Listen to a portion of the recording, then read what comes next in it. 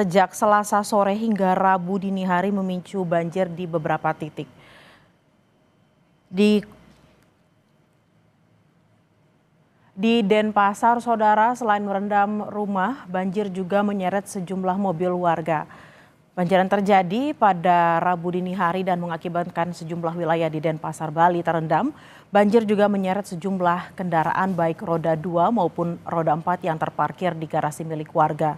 Warga bilang air mulai naik pada Selasa tengah malam, lalu pada Rabu dini hari ketinggian air mencapai 1,5 meter. Sungai yang tidak mampu menampung volume air membuat air meluap ke jalanan dan mengalir deras di jalanan hingga masuk ke rumah. Warga menyebutkan saudara ini merupakan banjir terparah setelah 20 tahun terjadi banjir serupa. Masyarakat berharap agar instansi terkait membantu melakukan evakuasi dan pemetaan karena khawatir banjir susulan terjadi kembali.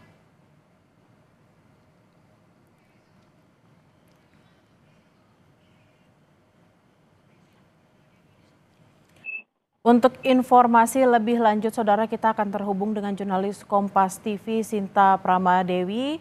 Selamat siang, Sinta. Sinta, bagaimana keadaan terkini di sana? Apakah banjir masih tinggi dan bagaimana kondisi warga? Ya, baik.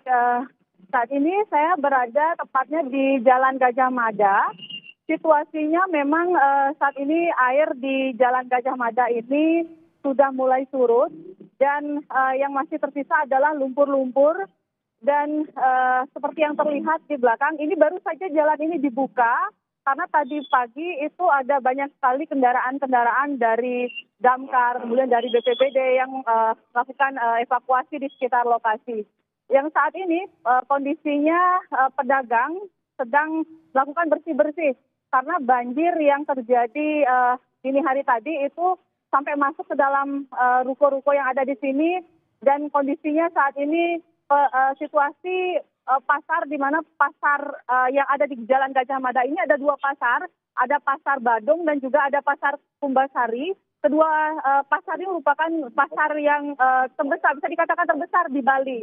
Situasinya bisa dikatakan lumpuh karena pedagang sendiri belum bisa melakukan aktivitas berjualan karena masih melakukan bersih-bersih kan barang mereka juga masih banyak yang terdampak akibat banjir.